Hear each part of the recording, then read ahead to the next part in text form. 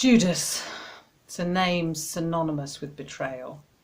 So perhaps it's not surprising that Judas is the disciple I find it hardest to learn from what it means to follow Christ. But this Lent, perhaps more than any other I've ever experienced, feels like a time to dig really deep, to look inside myself and to ask myself some difficult questions. So what can we learn from Judas? What insights might he give us into our own frailty? It's somehow too easy to discount Judas as a disciple, but he was a disciple. He was chosen by Jesus, he journeyed with Jesus, and like the others, he had the chance to learn from God made man. So what on earth went wrong? Was it that he thought Jesus was insufficiently focused on solving the world's problems? Was it that he liked money too much? Was he acting out of fear? Was he acting out of a desire to follow a rational line of thought rather than being led by the Spirit? What on earth went wrong?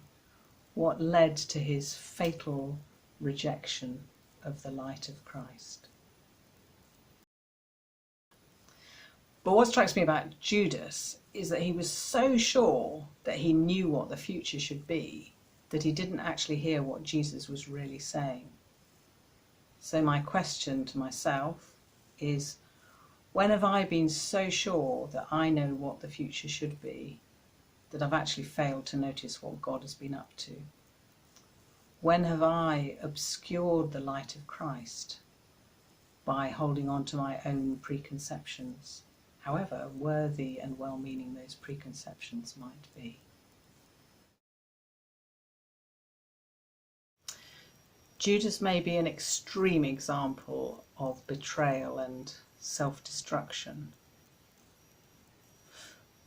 But if I look deep inside myself, am I so different from Judas as I would like to imagine? How do I betray the light of Christ?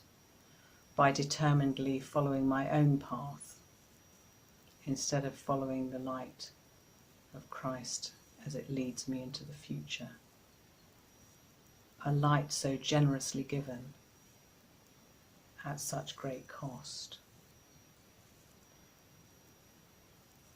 When I die,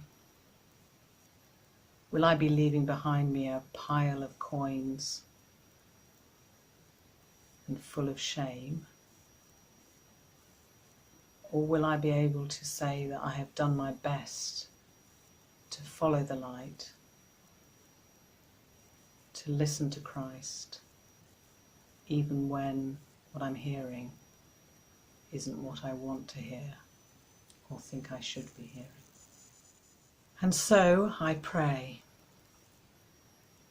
Father, forgive me for the times when I have betrayed the light of Christ by believing more in my own way than in yours. Help me to look deep into myself, illuminated by your light, and set aside the thoughts and things that obscure your presence.